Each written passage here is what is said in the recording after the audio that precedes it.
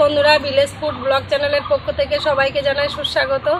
আবারও চলে এসেছি প্রত্যেকবারের মতন নতুন একটা রেসিপি নিয়ে। আর আজকে কিন্তু আমি বানাতে চলেছি আচারে বেগুন রানি। চলো তাহলে বন্ধুরা রেসিপিটা দেখে নাও কি কি উপকরণ লাগছে।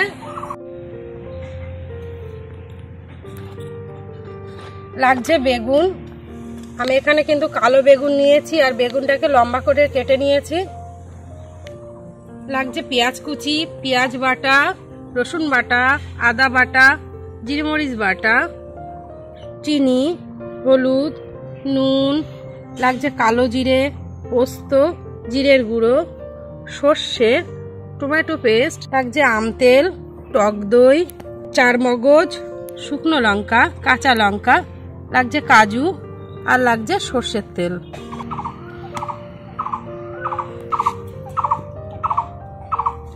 আমরা প্রথমে বেগুনগুলো কেটে ধুয়ে রেখেছি আর এর মধ্যে দিয়ে দেব সামান্য পরিমাণে একটু হলুদের গুঁড়ো, দেব অল্প একটু শুকনো লঙ্কার গুঁড়ো, আর দেব নুন। এটাকে দিয়ে আমি ভালো করে বেগুনটাকে মাখিয়ে নেব। বেগুনে কিন্তু আমার নুন হলুদ মাখানো হয়ে গেছে। এবারে আমরা শিলনোড়াতে কাজু বাদাম, চারমগজ, কাঁচা লঙ্কা আর এর মধ্যে দিয়ে দেব পোস্ত। পোস্তটাকে আমি ভিজিয়ে রেখেছিলাম আধা ঘন্টা আগে। দেব সাদা সর্ষে আর সামান্য পরিমাণে নুন। এবার এগুলোকে বেটে নেব।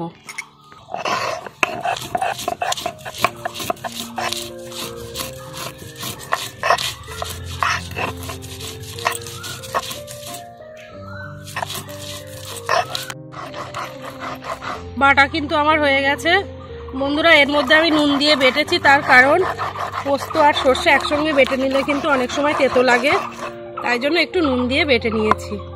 এবার এই বাটনাটাকে আমি তুলে নেব।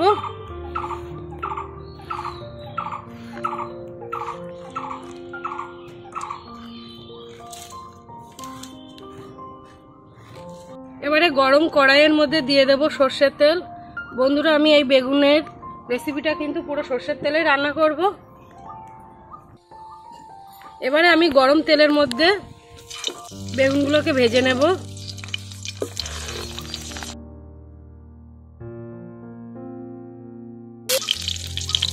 বেগুনগুলো কিন্তু আমার সুন্দর করে ভাজা হয়ে গেছে। এবারে একটা পাত্রে তুলে নেব। একইভাবে আমি প্রত্যেকটা বেগুন ভেজে নেব।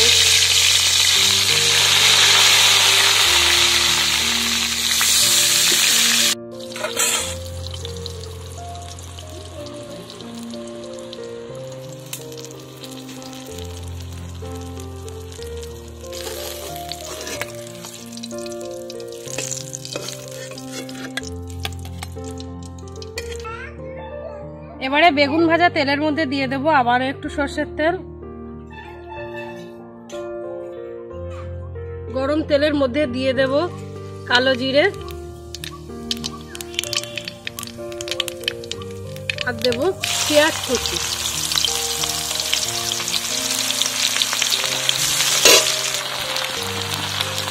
দিয়ে দেব দুটো শুকনো লঙ্কা।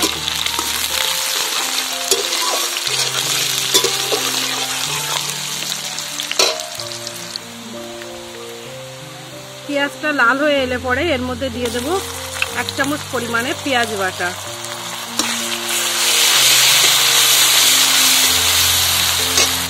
দেব একটু রসুন বাটা। রসুন বাটাটা কিন্তু খুব অল্প পরিমাণে দিলাম। দিয়ে দেব খুব অল্প পরিমাণে আদা বাটা। একই সঙ্গে দিয়ে দেব খুবই অল্প পরিমাণে জিরে মরিচ বাটা। দিয়ে একটু ভালো করে নাড়াচাড়া করে নেব।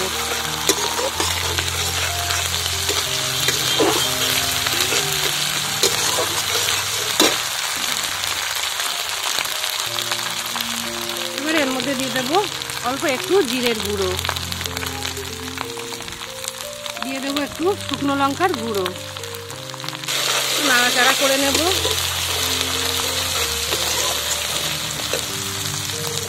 এবারে এর মধ্যে দিয়ে দেব টমেটো বাটা, 2 চামচ পরিমাণে দিলাম। দেব 2 চামচ পরিমাণে ফেটানো টক দই, আবার একটু নাড়াচাড়া করে নেব।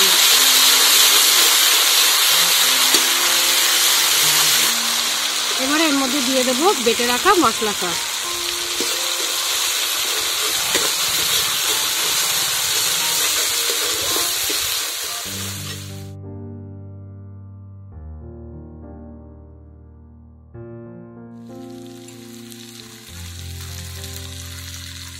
দেব নুন, পরিমাণ মতো নুন এবং চিনি দেওয়ার পরে এর মধ্যে দিয়ে দেব জল।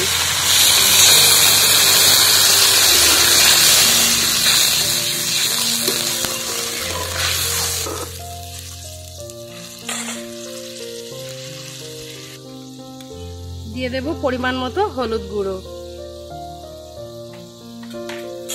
একটু নাড়াচাড়া করে নেব। গ্রেভিটা ফুটে ওঠার জন্য ঢাকাটা দিয়ে দেব। কিছুক্ষণ পর ঢাকাটাকে খুলে নেব। এবারে এক এক করে এর মধ্যে দিয়ে দেব বেগুন।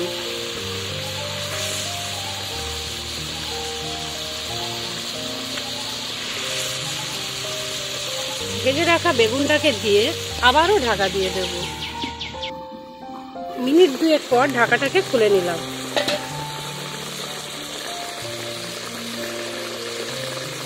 এবারে ওপর দিয়ে দেব আমের আচার,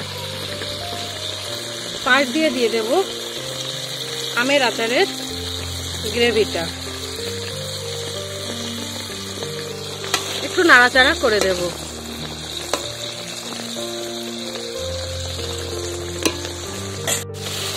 বন্ধুরা দেখো গ্রেভিটা কিন্তু অনেকটাই শুকিয়ে গেছে, তার মানে আমার আচারি বেগুন রানি তৈরি হয়ে গেছে। বন্ধুরা এরকম রেসিপি যদি তোমাদের পাওয়ার ইচ্ছে থাকে তাহলে অবশ্যই কমেন্টে জানিও। আর রেসিপিটি যদি ভালো লাগে তাহলে অবশ্যই একটা লাইক করো, শেয়ার করো বন্ধুদের সঙ্গে। আর এরকম নিত্য নতুন রেসিপি পাওয়ার জন্য আমার চ্যানেলটিকে বেল বাটন ক্লিক করে সাবস্ক্রাইব করো।